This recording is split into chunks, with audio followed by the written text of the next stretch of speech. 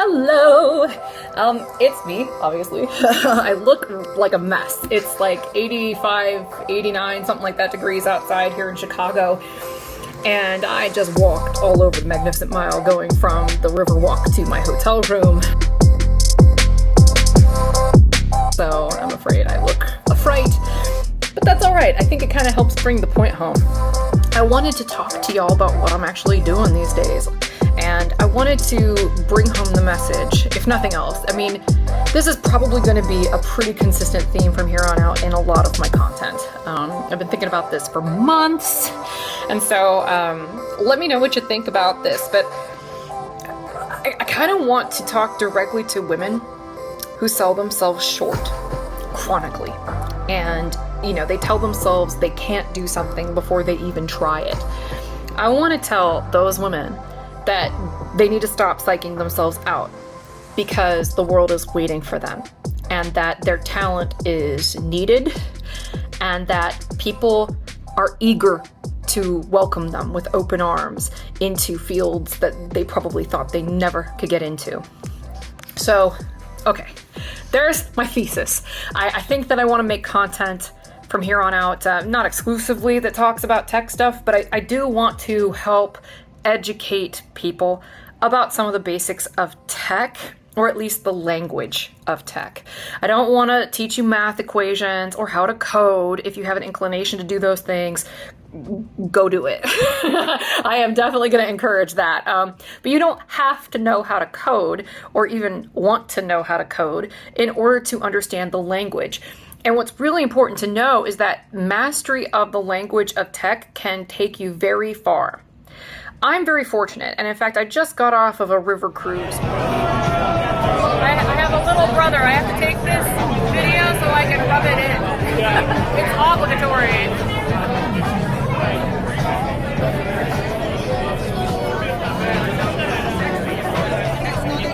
With a whole bunch of people, really wonderful, talented people, most of them men.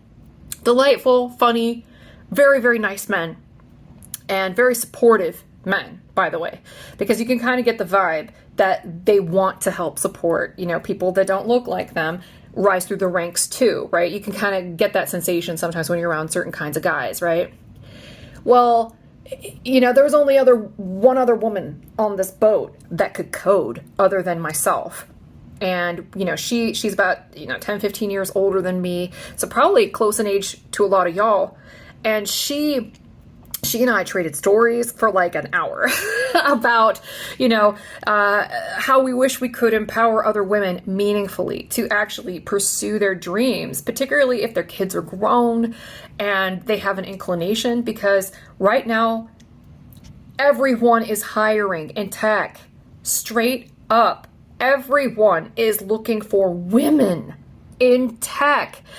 And here's the thing, like the woman I was talking to, even though she has a computer science degree and I went to school for artificial intelligence, like she works in sales and I work as an analyst. So what I do is arguably more quant, I'm dealing with a lot of spreadsheets and a lot of analytics and it's nerdy. I'm not going to lie.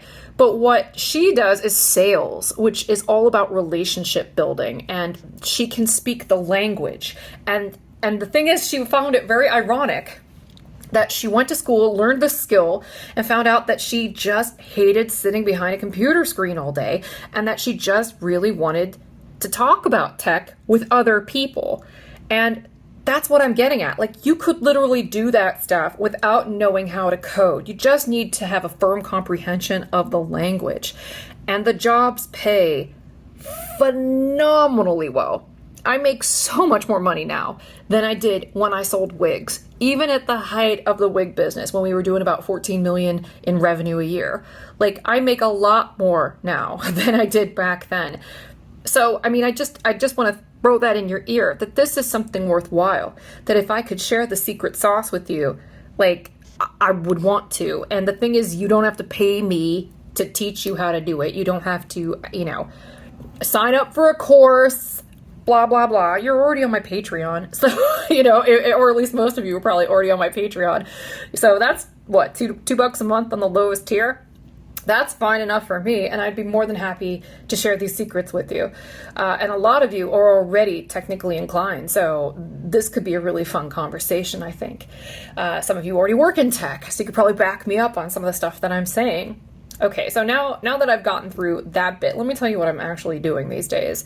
I work as, and you can look this up on LinkedIn, by the way, if you want more details, but I work as a tech industry analyst for IDC, which is International Data Corporation. There are like 3 big tech analyst firms. There's like Gartner, Forrester, and IDC are the top 3. And there are others that are like very niche and they're very specialized, but of the ones that cover the broadest categories, those are the top 3. And what IDC is really known for is being really dry and very quant oriented. So, we don't just spit out marketing pieces. We literally have a lot of data, and we try to back up everything we say with a lot of statistics. And I don't know if I ever shared this little geeky bit of information about me, because it's something that is something I don't really gloat about, because it's not really gloat worthy. But I was one of those people that when I was in high school, I really struggled with math because it wasn't relatable to me. And then I got into college and I took a statistics course, and I was like, oh, it's like the birds started singing, rainbow shot through the sky, it was like everything started to gel. Next thing I knew, I was doing calculus and all kinds of crap that I didn't think I could actually do, just because I had one teacher that actually made the math relatable, made it make sense, made it relevant. And that relevancy for me sealed the deal and made me very interested.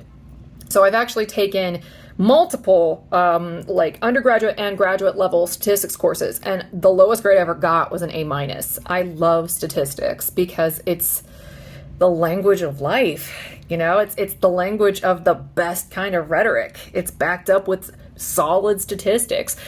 And, once you get a mastery of the basics of statistics, you start to realize that most people do not understand how statistics work and that they use them improperly all the time. So that's kind of like my mission, to change that a little bit. But also, what I do is I serve basically 3 primary roles. I'm almost like a journalist, so I'm almost like a tech journalist. And if you look up my name, you'll actually see that I'm registered as a journalist in some locations, which is phenomenal to me. I'm also, like I said, an analyst, so I'm doing a lot of statistical evaluations about the efficacy of different software suites, et cetera, adoption rates, what they do, functionality, all that good stuff. And then the other thing I do is I'm like a marketing consultant. So tech companies, big tech companies, by the way. And if you want to know who it is that I'm talking to, go to the IDC website and look up my name. Because I can't really go into too much detail in this regard, but what's public knowledge is public knowledge, and you can find it there. And I talk to some very, very large companies you interface with probably every day are the ones that are contacting me. And what they do is, unlike firms, I know like at least one of you works for like Accenture, right? Like unlike a firm like Accenture that specializes in like implementation strategies and stuff like that, or like McKinsey that specializes in business strategy, we specialize, or at least I specialize in listening to their marketing pitches and trying to match that up with their actual tech and what their tech does, which means that I have to have a mastery of the tech and what it does. And I also have to have a mastery of marketing to understand how the two either do or do not go together. And literally companies fly me all over the country to essentially criticize them and their marketing. And it's a fascinating new avenue for me. So just like with every other thing I've ever done in my career, if I go on a trip, I'm taking you with me. I want to shoot wigs. I want to shoot that experience, and I want to share it with you. The last couple of years have been abysmal for content because I've just been kind of stuck in the house, like so many of you, because of COVID-19. And it feels really nice to be out and about. Now, there are definitely some caveats there. I mean, as you can see by the makeup on the inside of this very well-worn KN95 mask, I've got like 5 more of these in my backpack, by the way. Like, I'm going everywhere with masks. The lobby in this hotel is basically like a super spreader event. Like, it is not without its obstacles. But it is nice to talk to people again. It's nice to have these experiences, and frankly, it's pretty sweet to have these companies fly me all over Kingdom Come at their expense and wine and dine me and try to schmooze me, so that way I say what they want me to say in the marketing pieces. It doesn't really work, but hey, I will not discourage it. I got to go on my second river cruise in Chicago in the course of 2 weeks. And this time, like, there were fireworks and stuff, and, you know, a 4-star dinner, and there was like prime rib and champagne and all kinds of stuff. I didn't go in on all that stuff though, because I'm still trying to not weigh, you know, like I used to. I would really like to share how I got here. And it doesn't necessarily require you to go to a master's degree program for artificial intelligence. There are certain components of this that any of you could probably do if you just understood the language. So if I make that content, I would like to urge you to not panic and not get intimidated by the language. If you feel overwhelmed by the language, take it as a good sign, because it means that that is an opportunity for you to learn something new, and that is something that we can share together. And then you can teach me things about other stuff, and we can just keep this going. Right? So I feel like it would be selfish of me to a certain extent to not share this. And particularly after the conversation I just had on the riverboat, where we were both just talking about how, like, we should, like, I was like, you should start a podcast. And she was like, you should start a podcast. And I was like, we should start podcasts where we tell other women that there's more to life if you want it. Right? Maybe you're perfectly happy with the way things are, and that's great. But what if you want an adventure? What if you want to be in the middle of something really exciting and new and dynamic? What if you want to meet some of, frankly, the most powerful people in tech, right? Like that, I do that as a job. I was literally on the deck of this river cruise boat tonight, and one of the project managers, I didn't know what his job role was. He was just really sweet, like, little guy. He came over to me and he was just talking to me. I was talking about my husband. He was talking about his wife. It was really sweet.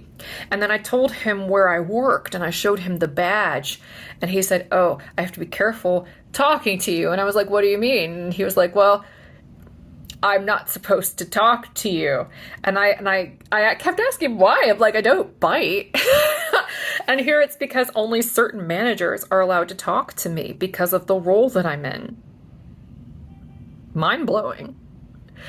And the thing is, they all know about the wig business. They're encouraging of the wig business. And in fact, some of them are offering me the opportunity to try out their software on the wig company, just so I can get a feel for the software, so I can talk about it a little bit better.